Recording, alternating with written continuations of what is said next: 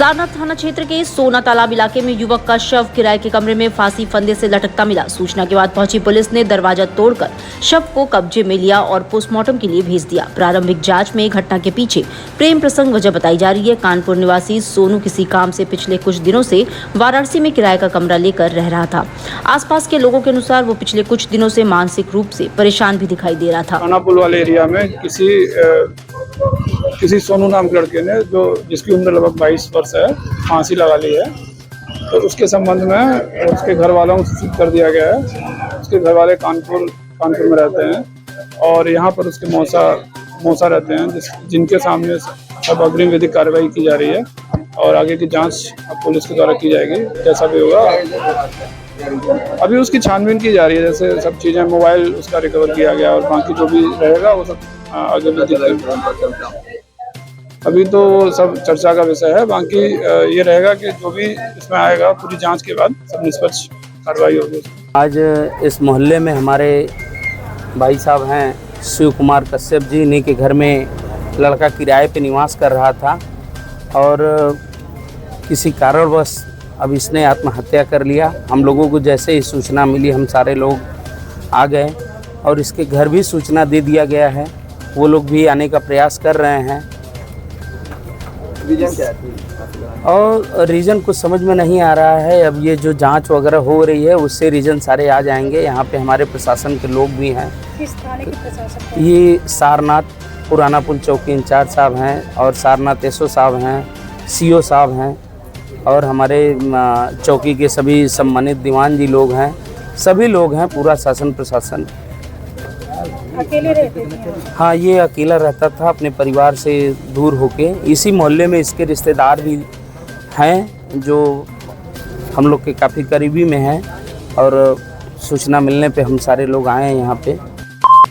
महात्मा गांधी काशी विद्यापीठ में प्रवेश प्रक्रिया में लागू स्केलिंग मेथड के विरोध में छात्र संगठनों का आंदोलन लगातार तेज होता जा रहा है। अनिश्चितकालीन धरने के 28वें दिन और भूख हड़ताल के 5वें दिन छात्रों ने गले और हाथों में बेड़ी व हथकड़ी पहनकर विश्वविद्यालय प्रशासन की नीतियों के खिलाफ जोरदार प्रदर्शन किया। इस दौरान अपनी मांगों के समर्थन में नारेबाजी भी की। हम सभी ने हथकड़ी पहनकर इनका विरोध किया है और ये विश्वविद्यालय प्रशासन अभी तक तो छात्र विरोधी था, अब ये संविधान विरोधी भी हो गया है।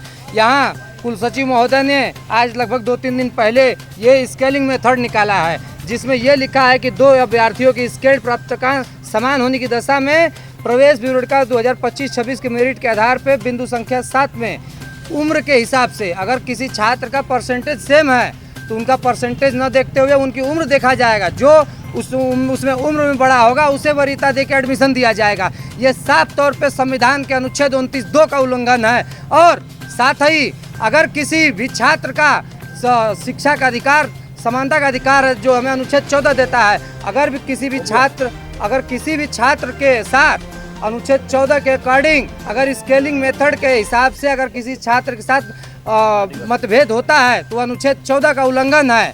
इसी तरह ये लगातार विश्वविद्यालय प्रशासन अनुच्छेद 14, 15 और 29(2) का उल्लंघन कर रहा है। विश्वविद्यालय अनुच्छेद 15 में अगर किसी भी छात्र के साथ लिंग, भाषा, जाति के आधार पे आप भेदभाव नहीं कर सकते हैं। अगर किसी छात्र के साथ किसी वर्ग के हिसाब से अगर भेदभाव होता है तो अनुच्छेद 15 का उल्लंघन है। ये विश्वविद्यालय प्रशासन और कुलपति महोदय छात्र हित के साथ साथ अब संविधान विरोधी भी हो चुके हैं। भेलूपुर थाना क्षेत्र के रविंद्रपुरी में सोमवार सुबह एक अज्ञात युवक का शव मिलने से सनसनी फैल गई। लगभग 32 वर्षीय युवक का शव रविंद्रपुरी लेन नंबर 14 के पास पड़ा हुआ था, जिसे सुबह टहलने वाले लोगों ने देखा और तत्काल पुलिस को सूचना दी। पुलिस ने शव को कब्जे में ले लिया, वहीं मृतक की शिनाख्त में जुटी रही। बीएचयू के सर सुंदरलाल चिकित्सालय, ट्रॉमा सेंटर और इंस्टीट्यूट ऑफ मेडिकल साइंसेज विवादों के केंद्र बनते जा रहे हैं। ट्रॉमा सेंटर प्रभारी डॉक्टर सौरभ सिंह के खिलाफ चल रहे विरोध के बीच अब आईएमएस में डीन नियुक्ति को लेकर नया विवाद सामने आया है। पिछले 8 दिनों से आईएमएस बीएचयू में 2 डीन की स्थिति बनी हुई है। संखवार जी से आपसे बातचीत भी हुई थी, क्या बोले? डायरेक्टर साहब कहते हैं कि भाई मेरे हाथ में तो कुछ है नहीं जी। तो बल्कि डायरेक्टर साहब ये कहते हैं मेरे हाथ में कुछ है नहीं, आप रेक्टर से मिलिए क्योंकि वही ऑफिशिएटिंग वाइस चांसलर। तो हमने उनको बताया, हमने कहा देखिए हम यहाँ कोई धरना पे नहीं बैठे हैं सर। हमने बताया कि देखिए यूजीसी का रूल जब से आ गया है 1 मई को, तब से सब लोगों को समझ में आ गया है कि कौन डीन है। और 1 महीना मैंने तमाम रिमाइंडर्स भेजे, 10 रिमाइंडर्स भेजे, आज तक एक भी रिप्लाई नहीं आई है प्रशासन से। भारतीय सब्जी अनुसंधान संस्थान वाराणसी द्वारा संचालित अभियान ने उत्तर प्रदेश के 6 जिलों में उल्लेखनीय सफलता दर्ज की है। 29 मई से 8 जून तक चले इस अभियान में IIVR के 50 से अधिक वैज्ञानिकों की 18 विशेष टीमों ने विभिन्न विषयों पर किसानों का मार्गदर्शन किया है। इस माध्यम से हम किसानों को जागरूक कर रहे हैं कि उनके जो भी खेती करते हैं, जिस विधा की भी वो खेती करते हों, चाहे वो कृषि हो, उद्यानिकी हो, सब्जी उत्पादन हो, पशुपालन हो, मुर्गी पालन हो, उसमें जहां उनकी समस्याएं आ रही हैं, जिस कड़ी में समस्या उस कड़ी को पाटने का काम कर रहे हैं हम लोग। इस हमारे साथ साथ जुड़े हुए हैं हमारे KVK के जो स्टाफ है, साइंटिस्ट हैं, हमारे राज्य सरकार के अधिकारीगण हैं जो कृषि से हैं और जो औद्यानिकी फसलों से हैं। इनसे जुड़कर हम उनकी समस्याओं का, उनको कहाँ पे क्या समस्या है उनकी हम जानकारी ले रहे हैं। प्लस इसके साथ साथ हम ये भी देख रहे हैं कि किसी चीज़ का प्रबंधन वो कैसे करते हैं, उसको और कैसे परिष्कृत कर सकते हैं ताकि वो और साइंटिफिक हो और वैज्ञानिक तरीके से वो कर सकते हैं, वो हम उस पर ध्यान दे रहे हैं। पुलिस आयुक्त मोहित अग्रवाल ने महातत्व संघ क्राइम मीटिंग की, जिसमें शिकायतों के निस्तारण, अपराधियों पर कार्रवाई और यातायात व्यवस्था को सुचारू रखने के लिए अतिक्रमण के खिलाफ चलाए जा रहे अभियान की समीक्षा की। उन्होंने महातत्व को जरूरी दिशा निर्देश दिए, लापरवाही पर कार्रवाई की भी चेतावनी दी।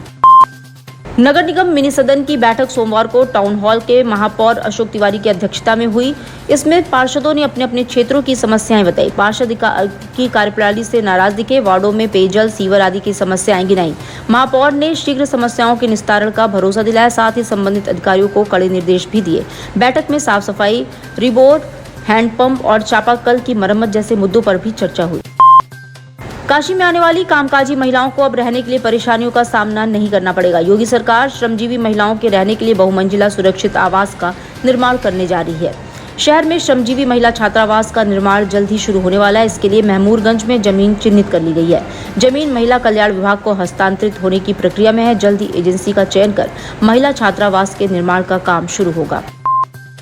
जिलाधिकारी सत्येंद्र कुमार की अध्यक्षता में संपूर्ण समाधान दिवस का आयोजन तहसील पिंडरा में सोमवार को किया गया। जिलाधिकारी ने फरियादियों की शिकायतों को गंभीरता से सुना और गुणवत्तापूर्ण समयबद्ध निस्तारण के लिए अधिकारियों को निर्देश दिए। उन्होंने कहा कि जनमानस की शिकायतों का निराकरण प्रशासन की सर्वोच्च प्राथमिकता है। जिलाधिकारी ने कानूनगो और लेखपालों को निर्देश दिया कि जमीन संबंधी मामलों में पुलिस टीम के साथ समन्वय स्थापित कर निस्तारण सुनिश्चित करे। योगी सरकार बड़ा लालपुर में रहने वालों के लिए बड़ी सौगात देने जा रही है। यहाँ रहने वाले लोगों के लिए अब अत्याधुनिक सामुदायिक केंद्र बनने जा रहा है। इस कम्युनिटी केंद्र में मांगलिक और सामाजिक कार्यक्रमों का आयोजन किया जा सकेगा। यहाँ पुस्तकालय, रिटेल शॉप, रेस्टोरेंट आदि की सुविधा होगी। ट्रेड फैसिलिटी सेंटर के सामने लगभग 25 करोड़ की लागत से कम्युनिटी सेंटर का निर्माण प्रस्तावित है। इस सामुदायिक केंद्र के निर्माण से बड़ा लालपुर क्षेत्र में सामाजिक विकास को नई दिशा मिलेगी। स्थानीय नागरिकों को बुनियादी सुविधाएं प्राप्त होंगी, उनके जीवन की गुणवत्ता में भी सुधार आएगा।